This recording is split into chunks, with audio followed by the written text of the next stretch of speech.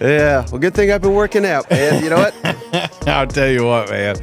We're supposed to be getting better quality. We're starting to lose some of our product as we go on. Right. So, hey, welcome in. Latest episode, That SEC Podcast. I'm your host, Michael Bratton. Go by SEC Mike on Twitter. And joined, as always, Cousin Shane live and in person. What's up, yo, Tennessee Homer?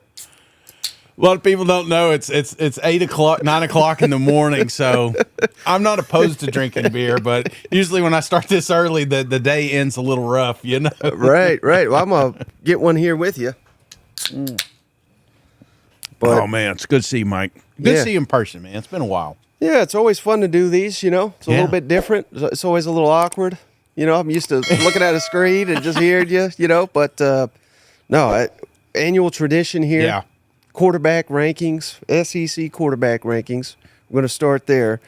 But well, that's when you know the season's upon us, man. Right. I mean, we got media days coming up. People are getting excited again. Baseball's in the rearview mirror. Where it's football from here on out till January, you know, and I think that's the fun part about it. And this little window that we're in right now, optimism's at an all-time high for every single university. And, you know, we're going to get into some of the players and stuff here, but it's my favorite time. Everyone's undefeated. You know what I'm saying? Everyone's undefeated right now, Mike. Right. Everybody's locked in. Oh, They're ready for the season. Mm-hmm. Even if people are down on them, we're going to prove the doubters wrong. You know what? Right. That's right. Month into the season, wins 2025 getting here. You know what I mean? For some people. Next year's our year. But that's what's great about also 12-team playoff, new format, new games. It's not, you know, some traditions lost, unfortunately. Well, maybe not lost, but just not continued. But more, I think, are going to be created. Mm-hmm. And I think more this season, like, let's keep it real. You know, every Florida loss, it's like, God, on the next year, right? But a loss like that this year eliminates you from nothing. Yeah, absolutely, man. Well, and I think that takes a little pressure off of you early in the season, but also I think kind of that folded up mentality that we've had growing up. Like if you lose as a Tennessee homer, right? You drop to Florida, you're out, man. You're out. You can't make an SEC championship. You're not going to the BCS game. You know, there was just so many things that, and you could just feel the wind out of the sails. But now, if we drop the Florida game, it's like we're not out. You know, we just got to keep winning to get back in, get an opportunity in there. So I understand the importance of every football game, but you got to remember, Mike, for me, when they say that, I think it's dumb because it's important for 6 teams in the country. You know, I like the pressure of winning every single football game. Now you've kind of opened it up to 30, 40 teams that are right there on the bubble that are still fighting for an opportunity to be the top 12 teams. So, now, on that note, everything, because this is a year of change. I think that's what they should have called, you know how they say it just means more. It's everything's changing. Mm-hmm. But out of all the changes, if you were kind of power ranking your what you're most excited about, is it adding Texas and Oklahoma? Is it expansion of college football playoffs? Is it the video game? I mean, what did it for you is kind of resonating this season? Yeah, that's a great question. You could throw it all in there. See, when it's early, Mike, you know, I'm fucking on. You know what I'm saying? No, at the end of the show, I'll be like a bumbling idiot. Right. Well, I think personally for, just all year, it's the video game. Mm-hmm. Because as soon as the season's over, it's still alive in my mind. You know, give me something to do. But for the actual SEC, it's got to be Oklahoma and Texas. Yeah. And just what that's going to do. I've been doing all these Oklahoma shows. I think I'm banned for most of the Texas shows. So give me hey, I'm available if you need me. But, just it's so wild to hear them talk about how, you know, they think the SEC is no problem. They're just going to cruise. They're going to crush it. They can't even imagine why there's people doubting them. And I'm not sitting here saying they're going to suck. Yeah. But they're going to have seasons where they suck. Yeah. And they're not used to that. You're right. You know, one bad season at those schools in their conference is a meltdown. That's pretty typical outside of Alabama and Georgia in the SEC, you know. And they think they're of that caliber, if not better. Well, and they may be. That's Right, that's another the thing. flip side of it is like all these SEC homers are saying, well, Texas, I mean, they were one hit wonder. Oklahoma, yeah, they used to be good when, my dad could do push-ups, so the kind of scenario. But it was like, now, what if they do come over here and become the new Georgia and the new Alabama? Right. Then all of a sudden it's like the entire SEC landscape's changing. So, yeah, I get that, man. That is an exciting part. I just did an Oklahoma show, and they asked me a great question, and it truly stumped me. But they said, what's closer to reality, that SEC fans are overrating how tough the conference will be for Oklahoma or Texas, Yeah. or Texas fans and Oklahoma fans thinking that they'll come in here and be two of the best. What is closer to the truth? And I didn't know what to say, but I personally said I think that the damn SEC is a damn gauntlet, and I think it's not overrated to say it's going to have a real impact. Right. But what do you think is closer to the truth? That the SEC is a little overrated, and maybe it is just Alabama and Georgia beating the hell out of everybody, and that's where the reputation comes from, or that Texas and Oklahoma are more than ready, and they're ready to prove that they're top 4, top 5 in this conference already. I think of that coin toss in No Country for Old Men. It's like, what's the most you lost in a coin? That's what I kind of feel like that question is. But I don't think they're overrated, because look at the national championships. It took Jim Harbaugh cheating to get to where he was to kind of upset an SEC school. Right. But up to this point, it's always been an SEC team winning a championship. That's what they do. So I would say I would lean the other way. I don't think that this conference is overrated by no means, but it is a fun take when they finally lose, because it rarely happens. Right, and I'm trying to find the schedules real quick here. Throw it up on the screen. It's a good thing we can edit this. Yeah. Oh, buddy, I wasn't planning on drinking, but this tastes delicious. But so when they asked me that, this is my answer, and this is the truth. We got the schedule pulled up here on the screen. Oklahoma, they're facing two programs this year that their fan bases demand at least 10 wins this season. Cool. Who do you think I'm talking about? And I just said I just got 2 in my mind that their fans demand 10 wins. So 10. So let me understand the question. So there's 2 teams on here that they're demanding to be part of that 10 win. Outcome. Yeah. I'm just looking at Oklahoma's schedule for this year. Yeah, and there's a lot, but there's 2 fans that are demanding at least a 10-win season this fall that is playing the Oklahoma Sooners. Who am I talking about? Oh shit! That they're facing just 2? No, but there's 2 in my mind. Yeah, well, Ole Miss. And who's the other? Texas, Mizzou, Alabama. I think every one of them. Yeah, see, but that's LSU, Tennessee. That's exactly what I said to the Oklahoma people, and they said, It's Alabama you're talking about and LSU. And I said, no, you didn't even get it. It's Ole Miss and Missouri. Yeah. And that's the SEC you're walking into. I'm just completely overlooking the greatest dynasty in the sport. So they are clearly expect 10 wins. LSU, you're going to LSU. Their head coach left. He averaged about 10 wins a season. He made the college football playoff. He made the BCS national championship multiple times. And he's sitting here saying, I'm coming to LSU to win a national championship. That's what you're walking into. And and we're not even talking Texas. Right. Which is your biggest rival, which is on a, it looks like they're on a huge upward trajectory. Yeah. So again, I'm not saying you can't compete, but that's what you're walking into. And it's not going to be that every year. Exactly. They got a bad stretch on the schedule. They're getting historically good Ole Miss. They're getting historically good Mizzou. They were really pissed off. I said Mizzou is really good, but hey, that's what it is. But again, from SEC homers, right?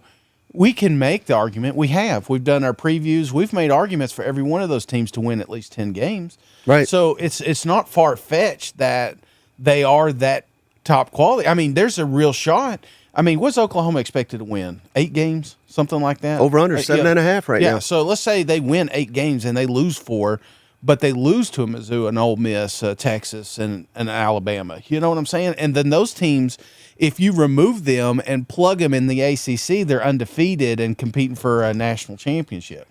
That's my thought process is. And you know, it's kind of watered down because I get I understand Texas and Oklahoma fans because I don't know the history of Texas and Oklahoma. You know, I mean, we've talked about it and I've tried to catch up. I've been playing catch up since I found out they were coming in the SEC, but I still don't appreciate a Baylor game. Right. I still don't respect a and I don't know if you've seen garbage TCU or something like that. You know, it's like I can't, because I am so galvanized with how I think the SEC, or how I perceive the SEC, that these guys coming over, it's a learning curve. But I can imagine from a fan perspective that's never followed SEC up to this point. Right. And again, I don't know if you've seen the graphics floating around. You know, there's a lot of them. Oklahoma, their record against everybody in the SEC. Same thing, Texas, their record against every team in the SEC. Shout out our guy, Liquid Flames. He's on all the live streams and everything. Yeah. He did some data. I didn't even ask him to do this, Shane. He just did it and sent it to me. So I appreciate you, Dustin. But, you know, again, you look at this, and I mean, they have a winning record, essentially, against damn near every team. Mm-hmm. Now, it's not a lot of games. You know, it's 5 games here, 8 games there, 2 games here. The one, sadly, that is like horribly flipped is Vanderbilt's got a great record against Texas for some reason.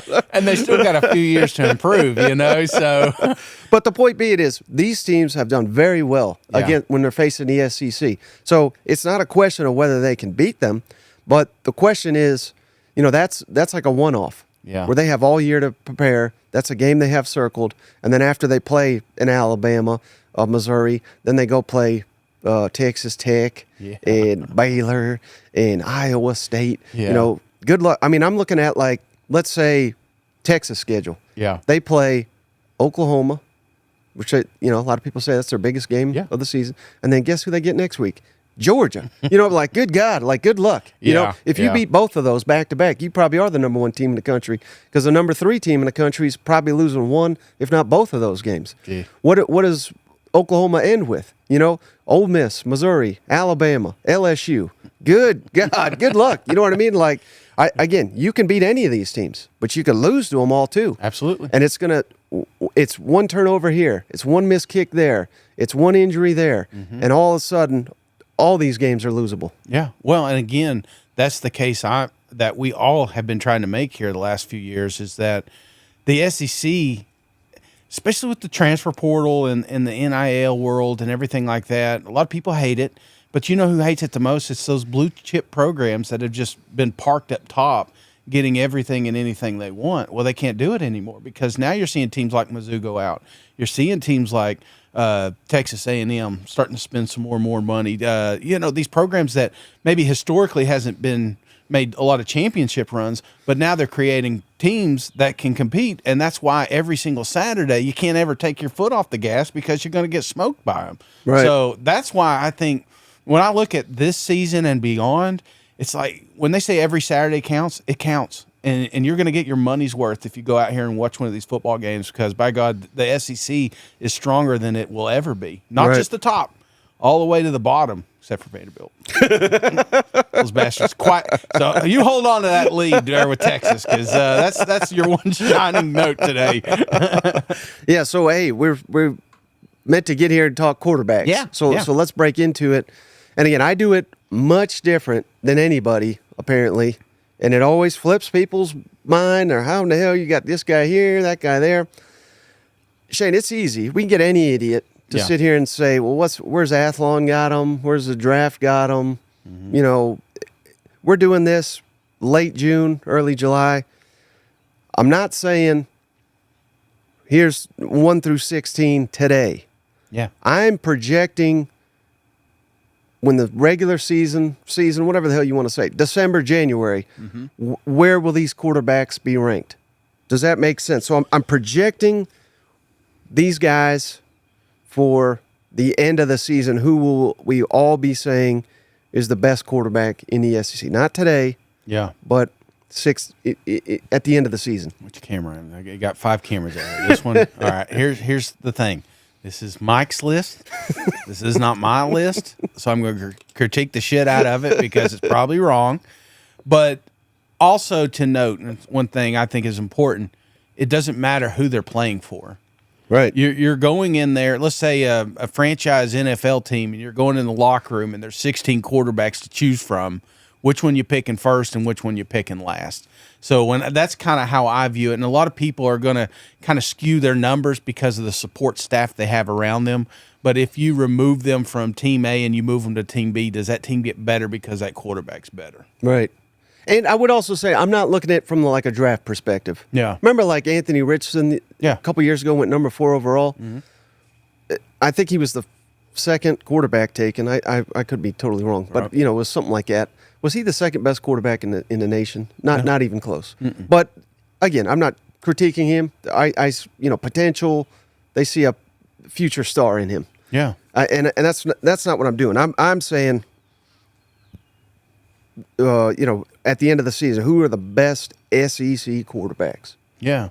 So let me ask you on that note, because now you got me wondering. So on this, are we talking like games on the line? You're going back, you're looking for the gamer to get you the win kind of situation. Okay. Yeah, certainly. And like, it would have been insane, believe it or not, Shane, to have Joe Burrow as the best quarterback in the SEC before 2019. Yeah. But by the end, he was maybe the best quarterback ever for one season. Point. You know what I mean? Yeah. So that's what I'm trying to look ahead to is, who's going to be winning games? Who's going to be putting up production? No one in their right mind would have taken any quarterback over Joe Burrow by the end of 2019. Mm-hmm. But he literally did not. They had to change the Heisman, how they do the odds, because he had no odds to win it before in the preseason. That's awesome. Yeah. So with that quarterback on your list that may win the Heisman? Oh, baby. I got a couple here. Okay. Yeah, no doubt. All right, let's do it. Mike's list, not Shane's. So somebody's always got to be at the bottom, right? Yeah. And it's even worse this year because it used to be 14. And we'd say, man, this guy's 14th, but might be top 20 in the country. Now we're 16. Now we're at 16. I don't know if I can make the case this guy could be top 20 in the country. But, and again, this may not be fair, Shane, but and it's just so easy to do. But we got to go with Vanderbilt. Yeah. Diego Pavia, transferred from New Mexico State. Now, there's reasons to like him, Shane. Yeah. They're bringing in his offensive coordinator. They're bringing in his head coach. So there's going to be familiarity there. But it's a combination of new league, new team.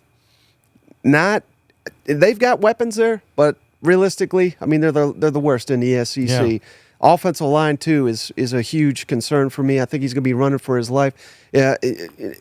Honestly, the only game I ever watched him was Auburn last year. Yeah. And he kicked their ass. Oh, yeah. He looked like Johnny Manziel Jr. down there. So this is a guy that by the end of the season could be really high up on the list.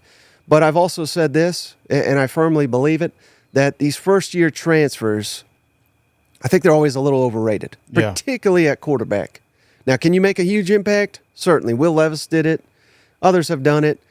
But it's really year 2 when you're a transfer quarterback in a new team, new conference, that you potentially skyrocket. So this is probably not a fair ranking, but I think it's got more to do with all the uncertainty, new team, new program. And he was, quite honest, he was a little inconsistent even at New Mexico State.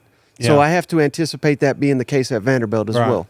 Well, and to be fair, probably second coolest name in the SEC for quarterback, but if you're looking at him, because there are so many question marks with that program and what's around him and what are they going to be? I mean, just their full identity. Right. What would you think a ceiling for a guy like this would be on your list? I know you're a little you're just being a little reserved because of uncertainties. But is there a thing that you're saying, what I have seen, he could be as good as this? Right, and like I said, I mean, I don't throw around Johnny Manziel Jr. lightly. Right. He can run. They may not be able to protect for him, but if he's got that sensational playmaking ability, he can escape it. Yeah, he can bust loose. Maybe the SEC is not fully prepared to defend this system. That hell, they won again. They whooped Auburn's ass last year, and that was New Mexico State, but they were very good. It was a total rebuild, and by the end of the tenure there, I think they played for their conference championship. So clearly, these coaches know what the hell they're doing, and now they're in the SEC. It's obviously going to be much more difficult to have that type of success in this conference. But maybe they sneak up on people. Maybe it takes them half a season to kind of figure out what they're trying to do. So I think that's the positives that I see here. Well, I'm not going to lie, Mike. When they played Auburn, there was a part of that game I was like, man, I wish they could switch quarterbacks. You know. Didn't you? Didn't that come across your mind? Yeah. No Peyton doubt. Thorne next. Oh man, I don't want to ruin it, but he's getting close. Let's go number 15. All right. Now it's time to make some enemies. Oh God. Because this fan base, I feel bad. Again, I have to give my opinion here. You know. Mm-hmm. I can't just cater to who people their fans think is going to be great. But I'm going Mississippi State's Blake Shapen. Okay. And again, this is not a reflection on Jeff Lebby and his offensive system. Right. I think he is going to have some awesome quarterbacks at Mississippi State during his, depending on how long he's there. But let's say he's there for 10 years. He's probably going to have 2 or 3 all SEC type guys. You know what I mean? Yeah. His track record shows that he can develop quarterbacks, get them to produce better than just about anybody. But I'm just terrified, Shane, at all the transition. I mean, they lost like 40 guys via the portal, that's commonplace now when you lose your head coach and everybody there is designed for one system and you're completely switching to something else. So they have a couple nice players, but again, there's going to be an adjustment. Their first SEC game is Texas on the road. I believe their second one is Georgia. I mean, they are just set up. And even their week 2 game is Arizona State, which is a winnable game, but it's on the road. Yeah. I mean, it's set up to start very, very slow. You didn't think that will be a reflection of him, though? Do you think after 3 or 4 games we're just like, man, this quarterback ain't it? Or do you think that we're going to see just some gaping holes with depth and obvious, lack of talent? Both, really. Yeah. Because they've got some young quarterbacks they really like too. So, I mean, if he struggles, he may not even be the starting quarterback by the end of the year. And he's had opportunities at Baylor, and he's lost the job, he's got injured, he's got banged up. So I think he is the one you have to start with because he's got experience. He's played in big-time games. But I'm not even fully confident he's going to be our starting quarterback by the end of the season. Well, how confident? One being like least confident, 100 most confident. At the end of the year, is he still a quarterback for Mississippi State? 50-50. Oh, jeez. Oh, okay. But because, again, imagine you're struggling. Yeah, no, I get it. You're going to be like, I think he's only got 1 year left. Yeah. Are we going to invest in this guy, or are we going to let's throw in a young guy that maybe he's our starter next year? They signed a All-American. He's a true freshman, though. So why not get him some rep? They can play now 4 games, still be a red. So that would be my game plan. Here's I'm telling you what's going to happen. I'm seeing the future because you've seen this before, like a huge transition from one style to another. You talk about night and day. Lebby coming in is going to be night and day. Mississippi State fans will be happy because they'll see the future. But I see a kind of like a Haslinski. We joked about him. But I see a couple of those games, and it may not be this cat. It may be someone else on the roster that comes in, kind of sparks it, maybe has just an amazing game. They pull off maybe an upset, and maybe it's not sustainable throughout the rest of the season because of the other holes of the program. But I do think that you're going to see shining moments from quarterback play, especially, and it's going to be more about Lebby's offense than it will be who's actually taking the snap. So it's going to happen. There's going to be a breakthrough game or two, and State fans are going to say, hey, we don't have all our pieces yet, but when we do, by God, this thing's going to work. Right. All right, so you mentioned Peyton Thorne. That's where we're going next. Dollar store. 14th best quarterback in the SEC. And again, he's kind of is who he is. Yeah. He's an underrated runner. Yeah. And they're over the moon, Shane. We got Hugh Freeze calling plays. We got all these freshman receivers. We got a transfer receiver we like. That's fine, Shane. But rarely do true freshmen come in here and dominate. Yeah. In this league. Now they may start good, and then by the end of the season, they're not much of an impact. And I'm not saying that'll be the case because they got Megatron 2.0 down there, Cam Coleman. That's what they're saying. But will he be Megatron versus Georgia versus Bama? On and on and on. Oklahoma. I don't know. I don't see it. And again, underrated runner. Maybe Hugh Freeze calling the plays. Maybe that does rejuvenate things. But here's another problem, Shane, where again, lost in all the Hugh Freeze drama. Yeah. Whatever you want to call it. I mean, both coordinators gone. Yeah. 2 key assistants that are beloved gone. I mean, does that strike you as a head coach that is, I know they're kicking ass in recruiting. That's great. But does that strike you as a coach that is, running a program as efficiently as possible? Remember, he didn't inherit these coordinators. He hired them. Right. And then less than a year later, he's firing both of them. Yeah. And there's drama. I mean, we got the defensive coordinator tweeting out about this, that, and the other. There's rumors that, Hugh took play calling duties away from the offensive coordinator in the middle of the season. And apparently Hugh just called the plays on the games we did good, the games we did bad. The offensive coordinator did. You know what I mean? Like, come on, give me a break here. But it strikes me as I don't know. That's troublesome. Well, yes and no, because a couple weeks ago we talked about, oh, look, Brian Kelly figured out the defense didn't work. He went out and got a new coordinator just like that. He didn't let it. Obviously, when you look at a head coach at an SEC school, it's like there is no time. There's no patience. If it's not working, get rid of it. And for me, as a coordinator standpoint, I'm like, he had a choice. He could have got rid of the coordinator. He could have got rid of the quarterback, and he kept the quarterback. So part of me is saying, well, maybe we're kind of shitting on Peyton Thorne a little too much here, because you got to remember this time last year we had touchdown Robbie, quarterback controversy. Those reps being now it's there's no question. There's no quarterback controversy. It's Peyton Thorne's job. Hugh Freeze has kind of put all the chips to the table, if you will, on this guy, because he's seen something. And this isn't a new head coach. This is a head coach that's been around for a long, long time, that's worked with some fantastic quarterbacks. Quarterbacks like Chad Kelly, a prime example. Not too many programs wanted Kelly when he came out, but he saw something with him, and then next thing you know, he made him an Ole Miss star. So maybe he's seeing something with Peyton Thorne, like, man, this dude's got it. I just got to work with him on it. And but again, I know it's easy to kind of take from last year and kind of judge it onto this season. I think we're a little low on Peyton Thorne. On your list, this is Mike's list, not Shane's list, because I like Auburn. He hates them for some reason. But let me ask you this: at the end of the season, is there a shot that you're like looking back at this podcast, this episode, and saying, "Fuck, I messed up"? Because we've done that with quarterbacks. Like, is there, like, as far as your confidence level when you're putting him on this list, like, man?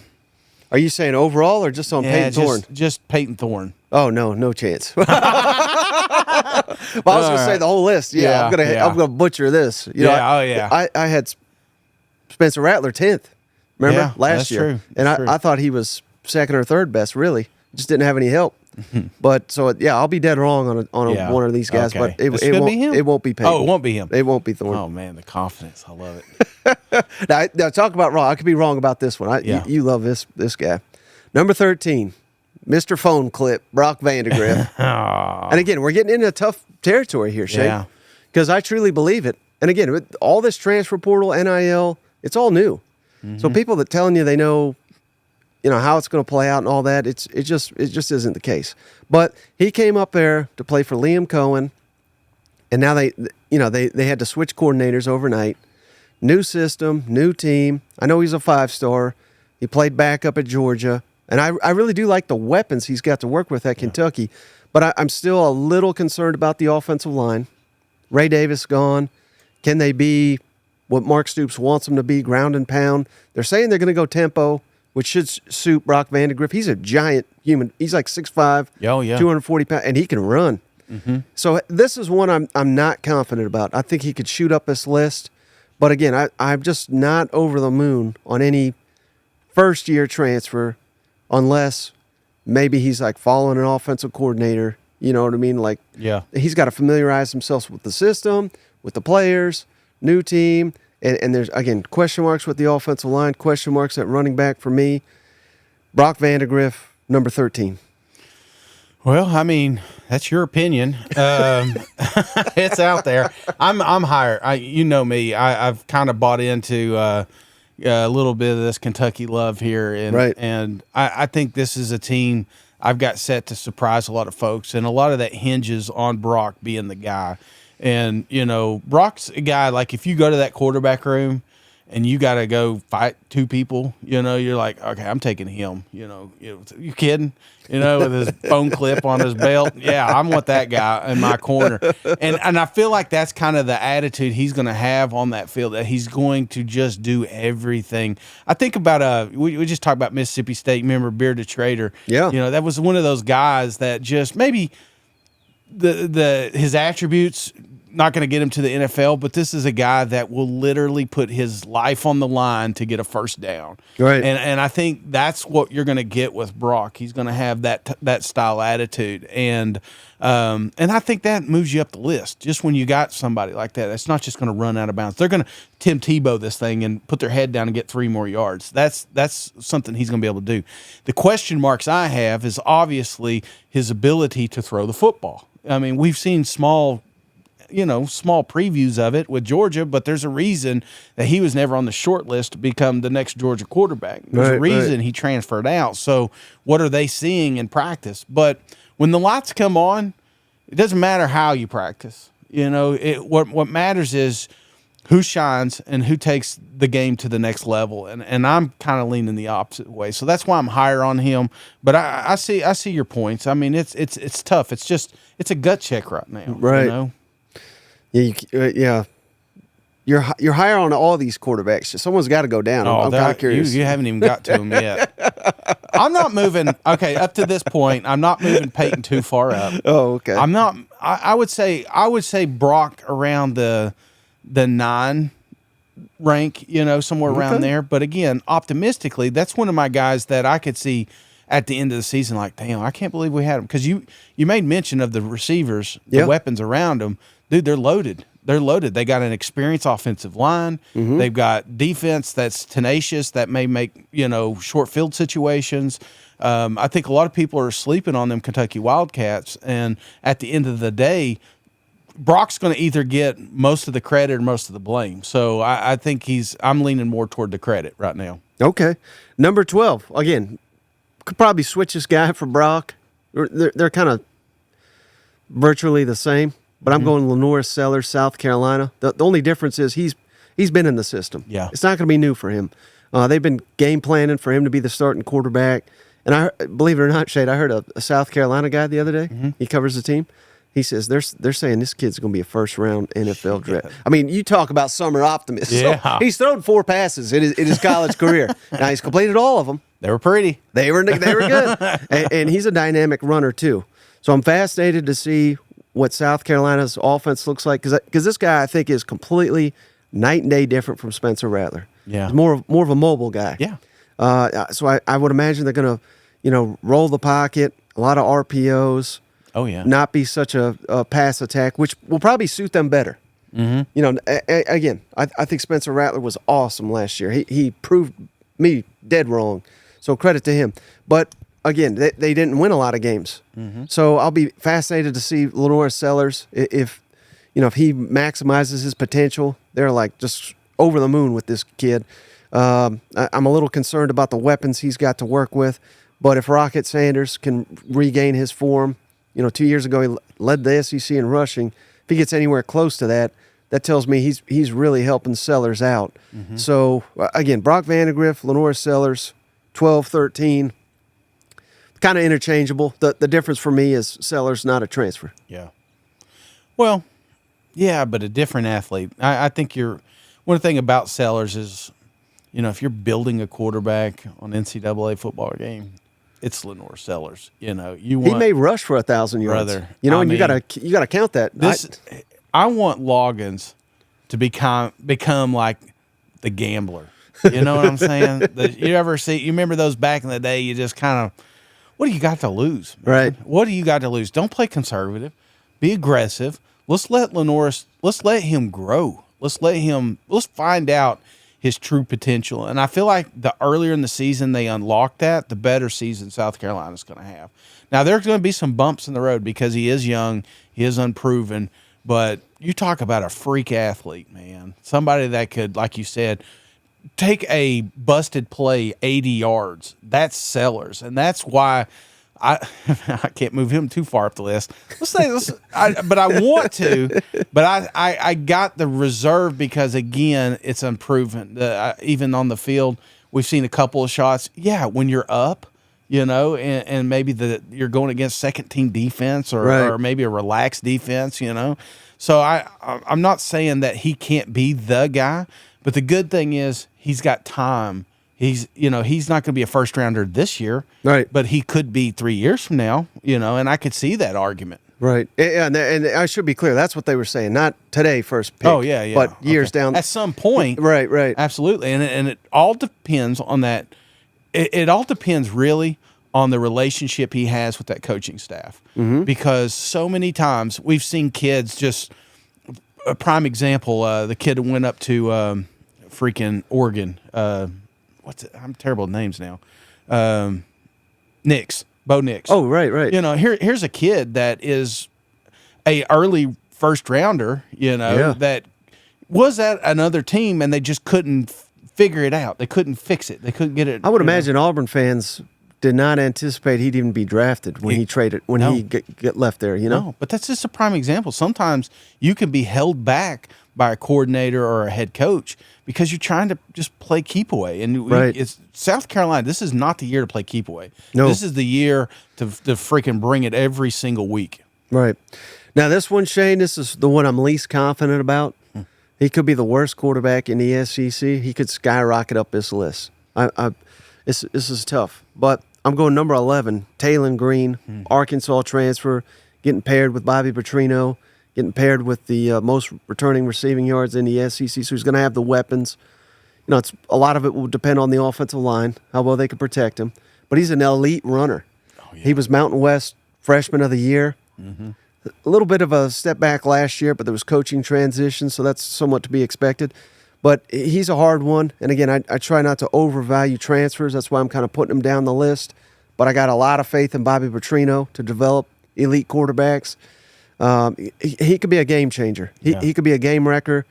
And he's a big reason why Arkansas could be one of the biggest surprises in the SEC. Now, they lose a couple games early. There's drama and all this. I mean, it could be a disaster, too. I don't think it will be. That's why I'm putting him high up this list. But, again, I can't rightfully say, transfers, they don't always make a huge impact and sit here and say, yeah, this guy's going to win the Heisman. Can't have it both ways. So I kind of got him middle of the road. I think the future is very, very bright. But given the fact that he has started, he has played a lot, as opposed to Sellers or Brock Vandagriff, I think it's also easy to look at Sellers and Brock Vandagriff and talk about, first-round pick, future NFL players and this, that, and the other. But there's no flaws to their game because we've not seen them. Yeah. It's easy to do that, where you can pick flaws into Taylon Green's game. You kind of know his floor. Right. But at least we know he can play at a high level. So that's why I got Taylon Green up here. Well, see, that's where we're different, man. I got him number 1. If we're playing pickup basketball, that's the first guy I'd get. I'd go in that locker room. I said, "You're on my team." Yeah, dude's an absolute giant. Yeah. And this is why I hate spring games.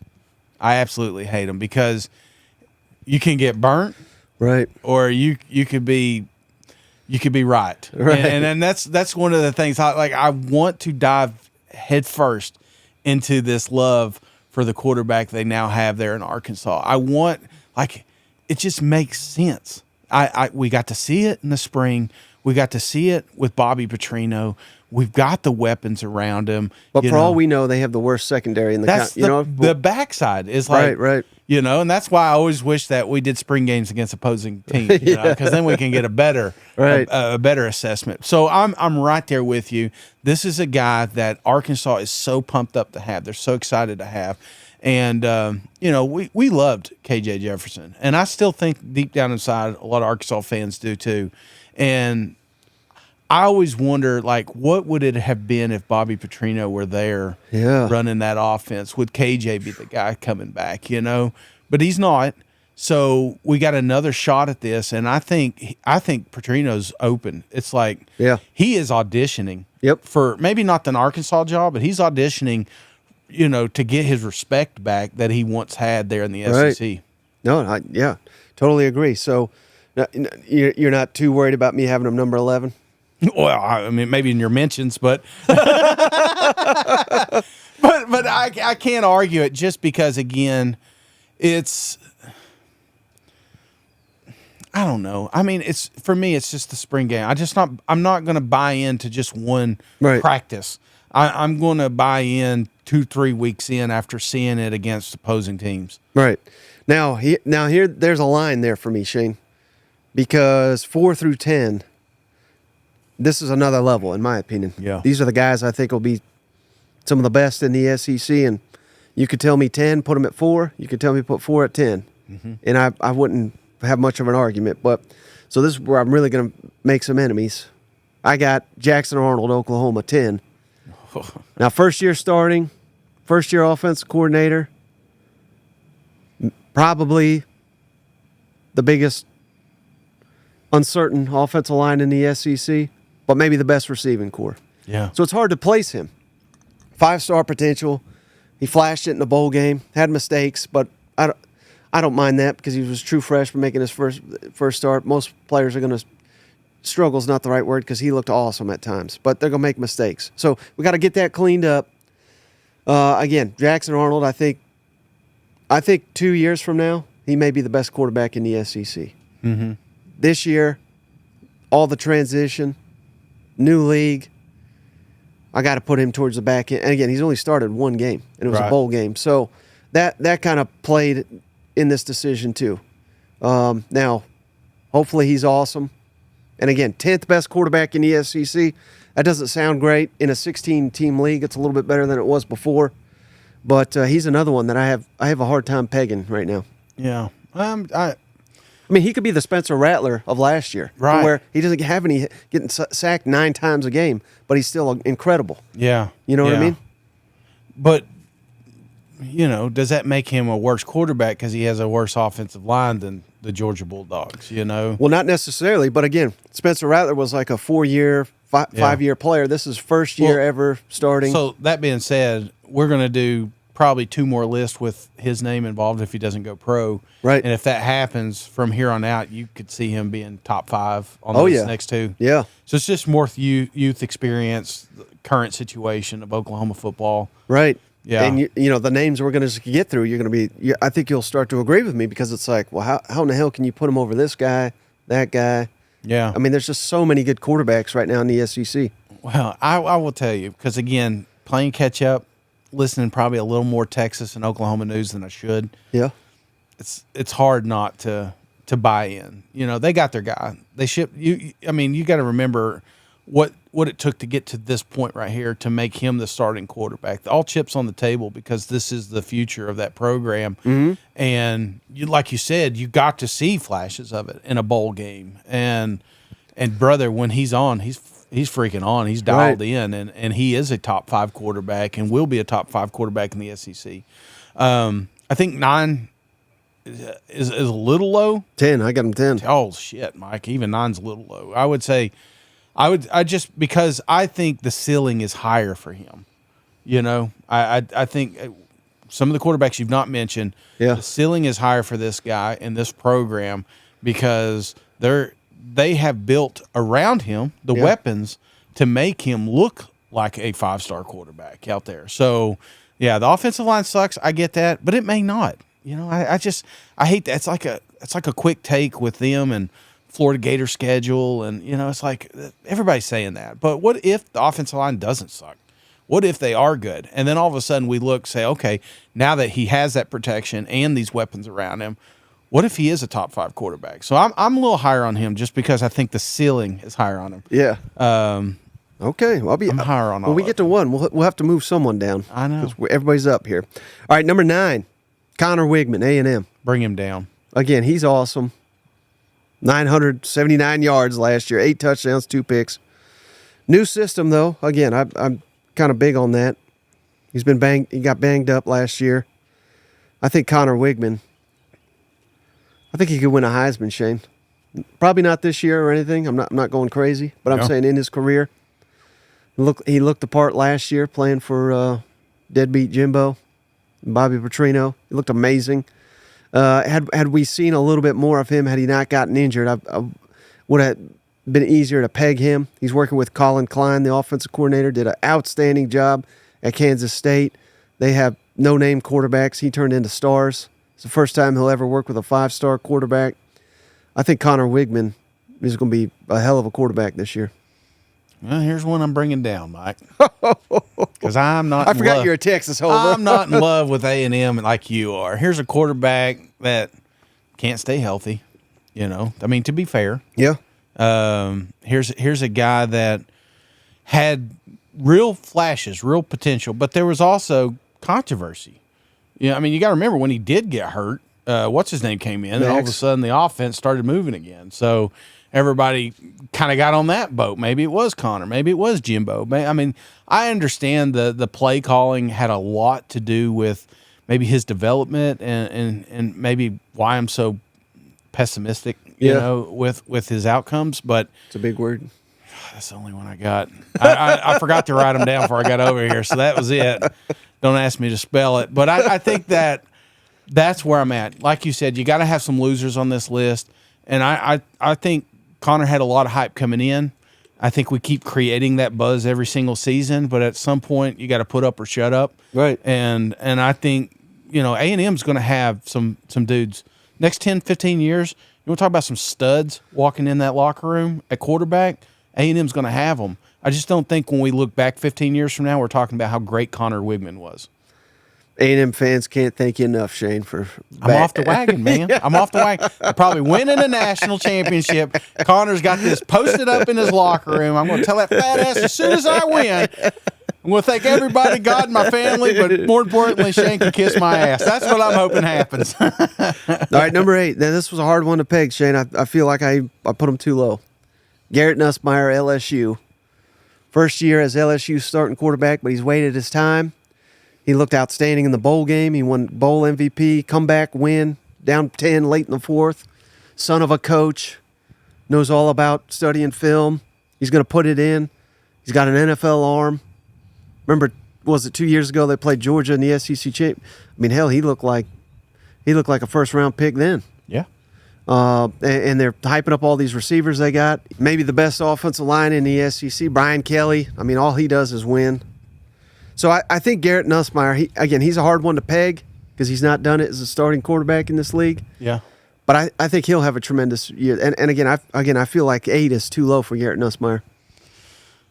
Too low. The problem that Garrett's going to run into, Mike, is Jaden Daniels. It's the huge shadow he just casted. Right. I mean, LSU's expectations of a quarterback are Joey Burrow and Jaden Daniels. Could you imagine being the quarterback sandwiched between those dudes? You know what I'm saying? So there's going to be a natural, oh, man, he's not as good as yada, yada, yada. Right. When you can remove Garrett and put him on a different program, and you're probably higher up on this list because of what he is able to do. Garrett's a hell of a quarterback. Do you know who his dad is? Yep. Yeah, he's a dude too. I think he's got the pieces, and there's a reason that his name's. I mean, you got to remember going into last season. Yeah, people were talking about. Well, I mean, we got Garrett back here. He's looking good, So he's just got to go out here and prove it. He's got to put naysayers out. I think you've got him in the right spot here, but I don't. Some of these guys we've mentioned up to this point, I think are one of those that if the stars align, they may have a Jaden Daniels type season. Garrett, I think we know exactly what he will be. I think his floor is lower or higher than everybody we've talked to at this point. I don't think he'll be a disappointment. I don't think he'll get, benched because of performance or anything like that. But I don't think he's winning a Heisman or anything. Right. So I think you got him in a good spot here. Okay. How about number 7, Shane? Again, and this is, I don't think he's got the talent of a lot of these guys, but we dissed him, we downplayed him last year, and he delivered. So I actually had him lower on the list, but then I said, well, hell, I'm doing it again. Oh, I got to go Graham Mertz, Florida, number 7. Again, he exceeded all expectations. And Florida fans would probably be pissed he's this low. I'm not saying he's a bad quarterback. I just don't think he's Heisman Mertz, like they call him. Mm-hmm. But again, if you got the 7th best quarterback in the SEC, I don't think that's some slight. I think that's about where he is. He's very efficient, not turning the ball over. He's got to be our field general. We love to run the ball down there in Gainesville. Just commandeer this ship and beat a team or two with your arm, which he did last year. He beat South Carolina. Mm-hmm. Wouldn't have done it without him. And then when he got hurt right before Florida State, it was a train wreck. Remember? And he was going toe-to-toe with Missouri, Brady Cook. Yeah. He had them beat, but then their defense, again, it ain't his fault that the defense was awful. You know what? Yeah. So Graham Mertz, 7. Man, and he's another one. I like year 2 guys that transfer in, and then I think year 2 they make a jump in the new team, or same team, same system. Yeah, and part of me kind of agrees with you. I think, but then part of me is like, I can't remember who we had on, but they were talking about if you look at some of his play progressions and a lot of the check downs that he did, and a lot of times it was just the athletes making moves to get the yardage that we all try to shine on. But I'm kind of right there with you. I think people were really low on us included. Yeah, we're all low on him last year, but I think too, we've seen it. We there's going to be a situation, Mike, and it may not be week 1 after Miami. It may. I think there's a real situation that we get halfway through the season, and we want his job. Really? Yeah. And putting in DJ, huh?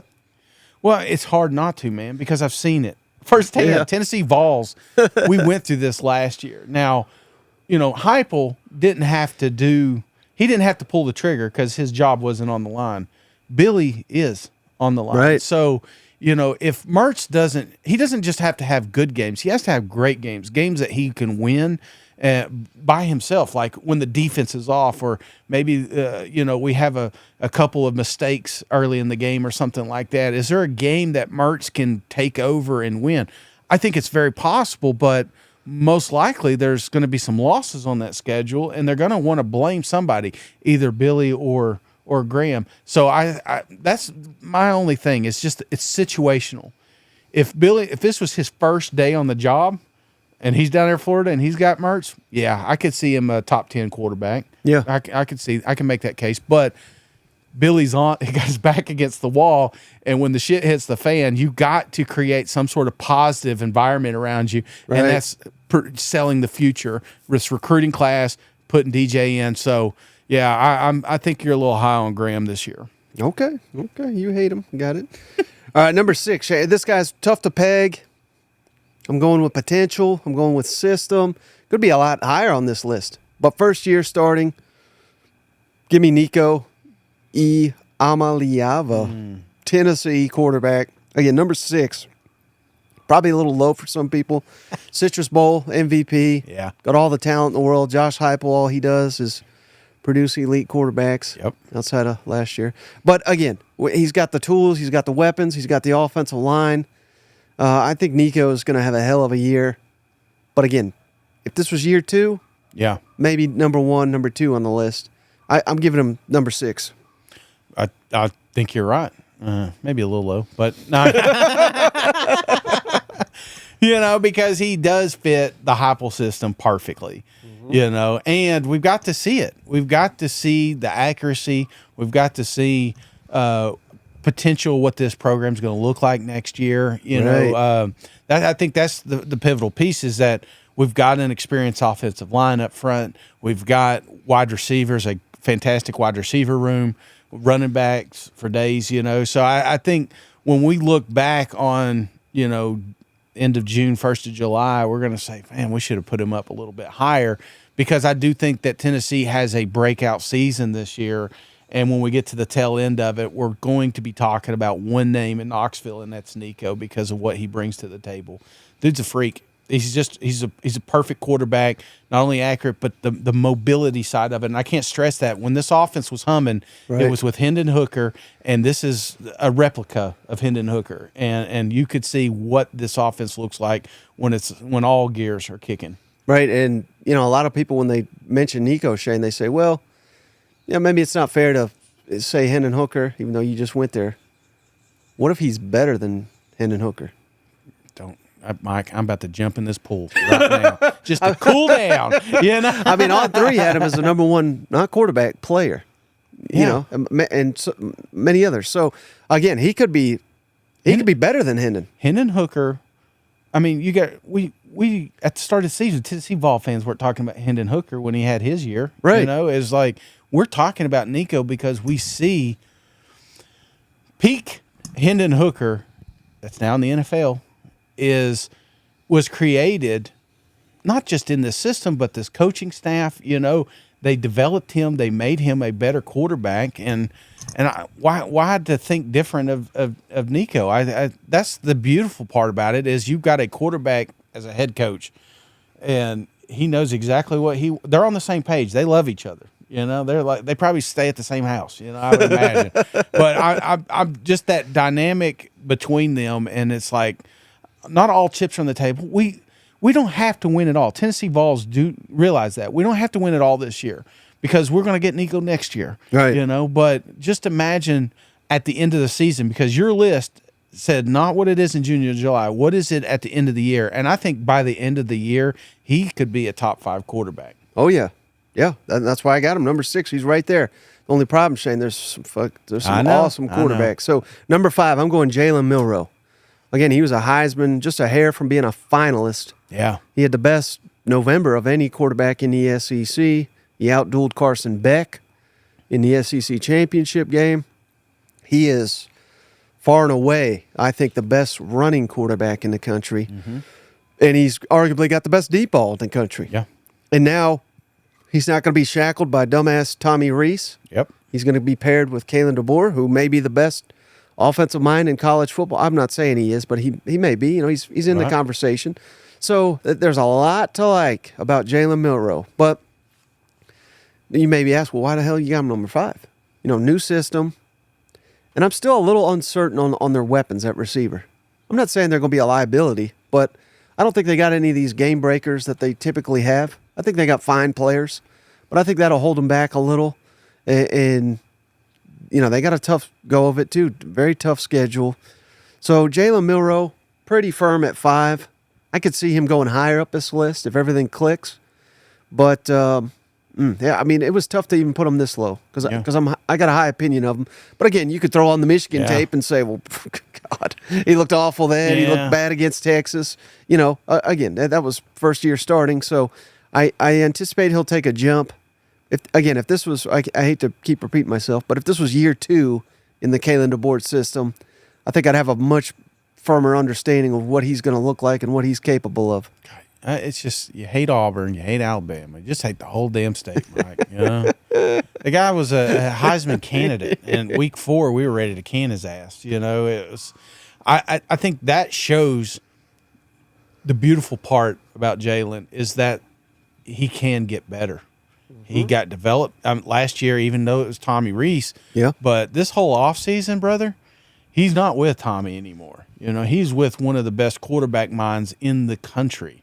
And what does that look like on tape? Because as an outsider, and that's one thing I like about when a new regime comes in, there's no favoritism anymore. There's no, hey, let's put this guy. It's a clean slate. Right. Let's put the best out there.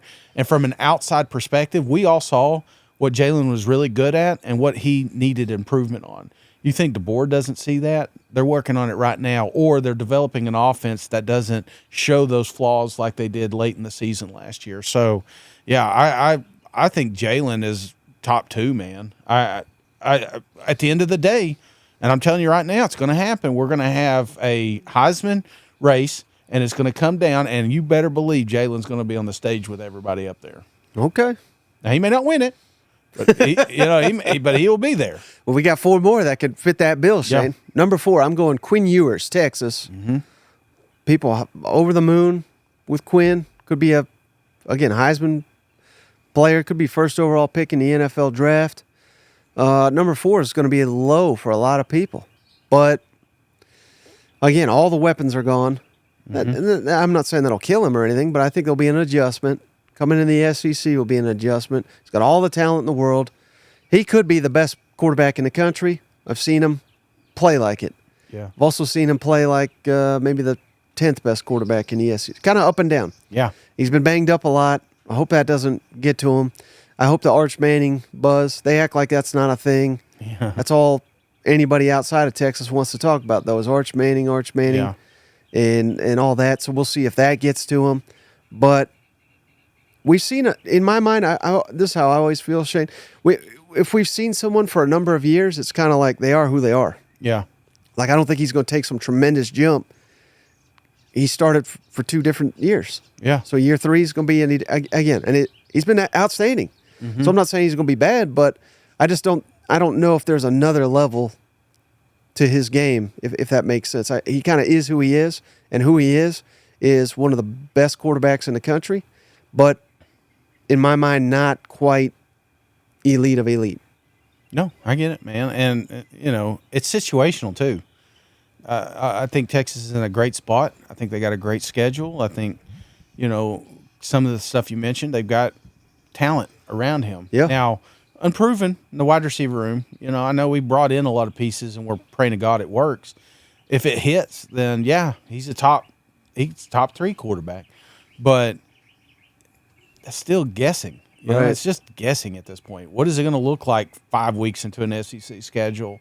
What does it look like if they drop a loss early in the season? Does some of that controversy flare up or something like that? I think there's a lot to love about Ewers, and I think he's going to have a fantastic NFL career. But this is a quarterback year, man. I know a lot of people aren't talking about it as much as they have in the past, but brother, there's some dudes on this list that we're going through that will play on Sunday, right? And to kind of pencil him in as a top 5, it's not the Big 12 no more. There's a whole bunch of other names we got to factor in. So I'm with you. It's the consistency. It's just we know how good he can be, and we know how bad he can be. And I know I'm not saying that to be mean or anything like that, but the floor on this kid is really high. His bad is not that bad. And I think that's sometimes what makes you a great quarterback, because some of these other dudes, when they have a bad, they're throwing 2 interceptions and they blew the freaking game. Right. I don't expect that with yours. He's going to have some boneheaded mistakes, but we're getting to that end here. And I got him number 4, Shane. He could be the number 4 quarterback in the country. I know we're SEC homers, but yeah, that's fact. Michigan and Ohio State, they don't have guys. Southern Cal doesn't have a guy. Nope. I don't know of a single quarterback in the ACC that's worth anything right now. No. There'll be some cute names popping up in the season, So here's where I'm going to lose a lot of people, Shade. You already lost them. And this is where, hey, I'm a little different, right? I don't just suck up to what are the draft people saying, what are the magazines saying, and all that. Give me number 3, Carson Beck, Georgia. Mm-hmm. Widely considered the top NFL draft prospect. And he probably is. I'm not even downplaying him or anything. But and he's not a liability running, but I like a little bit more of a dual threat in college football, particularly. Mm-hmm. But we have seen him, Shane, in a game where he didn't have Brock Bowers and Ladd McConkey at 100%, right, and he struggled. And, all offseason, all we talked about was how awful Georgia's schedule was. And truth be told, that's how it played out. It was not much of a schedule. Then once they ran into Bama, lost, national championship gone. He struggled in that game. I'm not saying he's going to struggle this year, but the schedule is significantly tougher. He's still got a hell of a lot of weapons. He may have the best offensive line. Mm-hmm. There's a lot to like about Carson Beck, and I think he's the most accurate quarterback. I think he's got the best arm in the SEC. So again, number 3. I'm not trying to trash the guy. Yeah, well, number 3 in the SEC, but that probably is number 3 in the country. Yeah. I'm splitting hairs here, but I think that'll shock a lot of people. But give me Carson Beck number 3.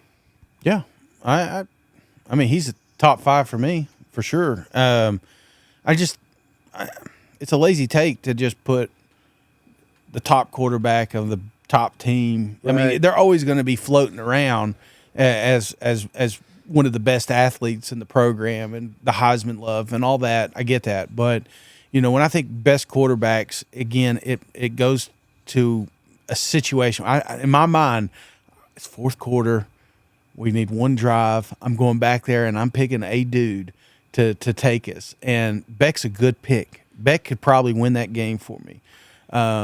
But sometimes I think it gets a little blown out of proportion just because of what team he's on. Right. If you remove him, if you put Beck in Kentucky and he's running that, are they a 10-win team next year? I don't think so. So I think he's very, very good, very, very talented, but we're splitting hairs at this point. So I can see why. Maybe here's a perfect one for you. Let's flip him and Graham Mertz. Put Beck on Florida, who he's committed to at one point. Florida ain't winning the national championship. I think Georgia still could with Graham Mertz. Yeah. Well, I don't think he wins you more games you should have lost, if that makes sense. Because sometimes like these little gamers, they make it. They win it. And there's a mistake. You're down 14 points and everybody wants to fold it up and go home. Does Beck have it in him to pull off the comeback, and unfortunately, and it's not fair to him because I base it on one Alabama game, and it's not fair because I'll watch like that one game he did have Brock Bowers. Was it Kentucky came down? I mean, the dude was just electric. Kentucky, Auburn. He was just 99 accuracy. He lit up Ole Miss. I get Tennessee. He killed Tennessee. I'm on this ride where I've wanted to crown him as the best quarterback in the country, but then I have that reserve because my expectations are ultimately higher for them because he's on Bulldog stat or playing for. And he the could be the best quarterback. We're saying 3. I'm saying 3. That's not far off. You know what I mean? I know, but people will be so pissed that Beck, because at this part of your, there's a lot of teams out there that are looking at their guy as the best quarterback. You talk about Nico earlier.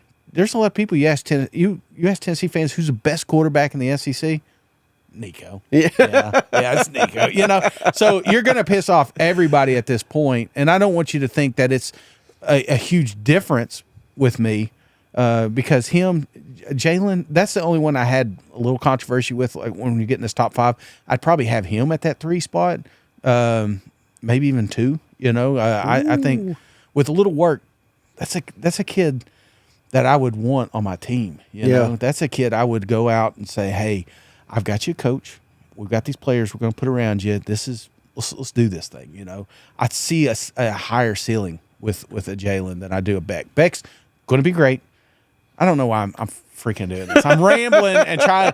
I feel like Rusty's sitting across the table, and I'm trying to tell him, hey, I like your dude and all, but here's why I don't have him first. Right. No, I hear you. Now, so we're into the top 2, and again, this will be controversial. I don't know that any of these guys will be in most people's top 2, but we're high on these teams, and we're just trying to warn everybody. Number 2 for me, Shane, Jackson Dart, Ole Miss, and a lot of it's got to do with the weapons. I mean, it's going to be ridiculous. Yeah. And Steve, our good buddy Stephen Lassen, I was talking with him. With Quinshawn gone, I'm not saying they don't have running backs. Hell, they've added like 4 or 5 portal guys. They're going to be able to run the ball. But Lane Kiffin has kind of leaned on the ground game during his Ole Miss tenure. Mm-hmm. I think this year they flip it. I really do. With all the Priest-Corn, Trey Harris, Juice Wells, Jordan Watkins. And then, hell, there's it depends on who you ask. But, Shane, I'm talking to some people that think this junior college Deion Smith, they're saying he's Randy Moss. Jeez. I mean, throw his ass in there, which it's not proven that apparently he's not even on campus yet. He's got to qualify academically. Yeah. But Let's just throw him into the too, mix. you know? If they have that kind of weaponry, Yeah. it's almost hard for me to see them leaning on the ground game this year. I think they'll throw it a lot more. Not that they have to or anything, but Jackson Dart's very experienced. He's a dual threat. Yeah. I think he's the toughest quarterback in the country. He's played through injuries. Yeah. He's been injured the last 2 years and still put up prolific numbers. Imagine if he goes healthy for the entire year with all these weapons. If Ole Miss does what I think they're going to do, I think he's a Heisman finalist. Give me him number 2 quarterback in the SEC. I'm right there with you, man. I'm right there. Everything you said, I think is perfect. The kid's tough as nails, and he's a gamer. That's how we started this show. Like, who's going to get that first down for you? Who's gonna do the best thing for your team Right. and not put you? You know, one of the knocks on Jackson a couple years ago was the stupid mistakes that he made, the boneheaded interceptions, and he corrected that, man. And again, shows improvement, shows another year with Lane Kiffin and his development. He's making him a NFL star. We don't see him in the NFL, but he will be because of the steps he's took to be a better quarterback.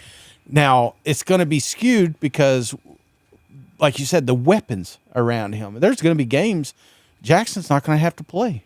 He's not going to have to do anything. He's not going to have to be peak Jackson Dart, and I think Maybe the first month of the season. dude, I'm looking at it. You talked about if they just leaned into the dark side and started throwing the football, buddy. I mean, it could be 40-0 at half at all 4 of those first 4 games, Right. And then you take your foot off the gas, and that's what makes Jackson special is his legs for me. Is okay, I don't have it. Let me just get that first down. He's got that clock that ticks. Some of these guys, some of these quarterbacks that I've seen float through the SEC, they don't have that. They don't have that, I got to get out of here. Or some of them are just overreacting, like, I got to go. Jackson he's one of those that will stand in the pocket to the very last second because he's not afraid to get hit, but he does know when he needs to tuck and go. And that's what I like about him is just that quarterback, what would you call that? Just mental, what do you call that? Awareness? Mm-hmm. Yeah, 99 awareness on the NCAA football game. He better be because he is. So the only one I haven't got to, Shane. Oh, yeah, I know where you're going. Let Brady cook here. Again, that'll be a wild take, I think, for a lot of people, but a lot of the same things, Shane. Weapons for Brady. Luther, Theo, Mookie, Marquise Johnson, sophomore sensation, speed demon. Brett Norfleet, the tight end. Yeah. I like what they have on offensive line. They've added pieces there to shore up. They added transfers at running back. So he's probably the most underrated runner of all these quarterbacks in the SEC. He's got I think he's got like 10 rushing touchdowns in his career, over 800 yards just on the ground. So love me some Brady Cook. Yeah. Schedule's going to set up well. Same deal. He's going to be able to torch a lot of teams.